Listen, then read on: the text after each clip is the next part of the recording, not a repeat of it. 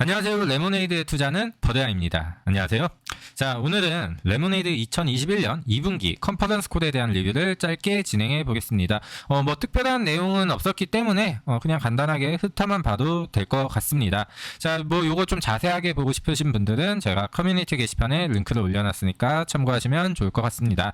먼저 우리 CEO 다니엘 슈라이버가 이제 이번 실적에 대한 자랑을 합니다. 이번에 우리 실적 괜찮게 나왔다, 잘 나왔다, 그리고 앞으로 더 고속 성장할 거다, 이런 이야기로 시작을 하고요. 그리고 이제 재범에 관한 이야기를 하는데, 현재 레모네이드가 고평가라고 이제 인지되는 이유 중 하나가 바로 재보험 구조 때문입니다. 고객한테 100원을 받게 되면은 75원은 레모네이드를 보험해주는 보험사에다가 이제 납부를 하고, 실제적으로 레모네이드는 25%만 가져가게 되는 거죠. 반대로 근데 고객이 청구한 금액도 레모네이드가 고객이 청구한 금액의 25%만 보상을 해주고, 레모네이드한테 재보험을 받은 보험사에서 75%를 보상해주는 구조로 운영을 하고 있습니다. 쉽게 말해서 고객들이 보험금 청구를 많이 하면은 사실 이 재보험으로 인해 이득을 볼 수가 있겠고요. 고객들이 만약에 보험금 청구가 로스 레이시오죠, 청구를 적게 하게 되면은 레모네이드가 좀 손해를 볼 수 있는 그런 구조라고 이제 이해를 하시면 됩니다. 근데 우리가 4분기 때 텍사스 프리즈라는 자연재해로 인해서 파이프관들이 동결돼서 텍사스에 또 레모네이드 고객이 굉장히 많이 살았는데, 그때 이제 고객들이 보험금 청구를 이제 굉장히 많이 했어요. 자, 근데 이 재보험을 끼고 있었기 때문에 별다른 피해 없이 그러한 자연재해를 넘겼다, 그 내용을 이제 설명을 하고 있고요. 여기서 좀 흥미로운 내용 중 하나는, 처음에 이제 재보험사와 계약을 할 때 75%를 부담하는데, 이 55%는 고객한테 받은 돈에서 55%를 지금 재보험사에 주는 거는 3년 동안 고정입니다. 그리고 나머지 20%는 매년 갱신할 수 있도록 했는데, 이번에 갱신을 하면서 총 재보험 비율을 70%로 약간 줄였습니다. 사실 5%라서 뭐 큰 수치는 아닌데, 이게 시사하는 바가 이제 굉장히 큽니다. 레모네이드가 유상증자든 혹은 나중에 흑자 전환을 해서 회사에 수익이 생겨서 회사 캐시가 늘어나든, 자본 규모가 커지면 커질수록 이 재보험을 점차적으로 줄여갈 거다, 이렇게 지금 시사하고 있는 겁니다.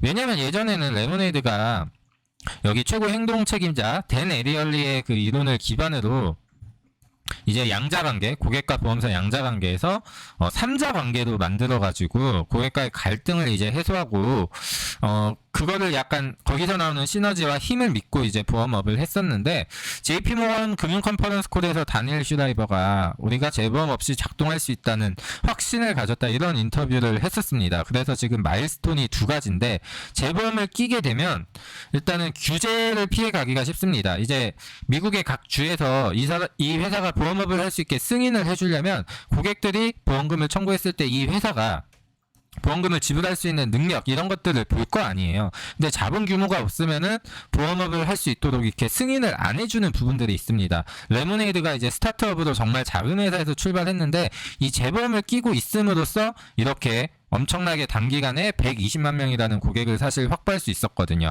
그리고 이 텍사스 프리즈 때 재보험이 없었더라면 레모네이드는 정말 난리가 났었겠죠. 그래서 재보험이 마냥 나쁜 건 아니다. 재보험을 끼고 있으면은 이렇게 글로벌 진출이라던가 고객 수를 늘리는 성장성 면에서는 더 유리한 점도 있다. 근데 재보험을 줄이게 되면은 순이익, 회사가 흑자로 돌아서는데 좀 더 빠른 시일 내에 달성할 수 있다, 이렇게 이제 보면 됩니다. 사실 이거는 뭐 CEO가 알아서 잘 할 거라고 저는 믿고 있고요. 저는 레모네이드가 이제 어떤 방향으로 가든 응원할 생각이고, 현재 이번에 컨퍼런스 콜에서 봤을 때는 앞으로 재보험을 점점 줄여가는 거를 시사했다, 이렇게 볼 수가 있겠습니다. 그리고 우리가 레모네이드를 투자할 때는 장기적으로 봐야 되는 이유에 대해서 CEO가 좀 강력하게 말한 부분입니다. 자, 레모네이드는 단기적으로 에비타를 최적화하지 않을 것입니다. 자, 이 에비타는 뭔지 아시죠?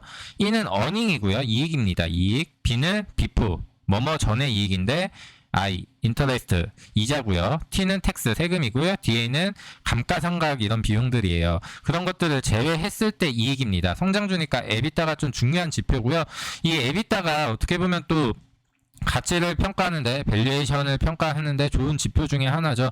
근데 이 에비타를 최적화하지 않는다는 거는 지표가 이제 좋게 나오지 않는다는 소리입니다. 그럼 이 지표를 가지고 투자하는 사람들의 수급은 기본적으로 안 들어올 확률이 높다, 혹은 단타를 칠 확률이 높다. 그래서 레모네이드는 변동성이 심한 주식이다.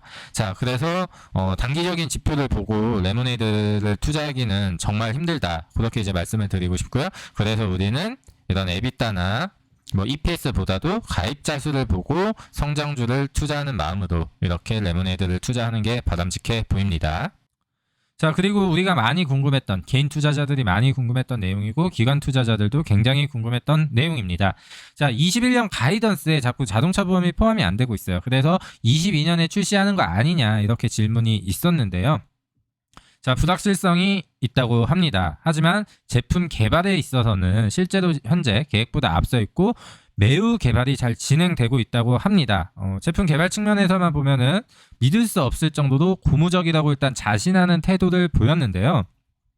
자, 이게 왜 자꾸 가이던스를 제시 못하고 미뤄지는지 제가 예상한 대로 이야기가 나왔습니다. 규제 승인입니다. 규제 승인.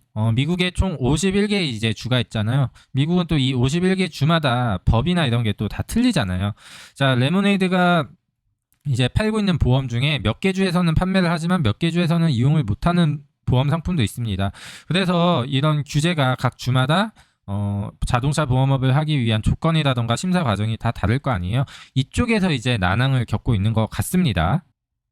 자, 여기서 말해주죠. 모든 주에서 승인된 양식으로 요금을 받아야 합니다.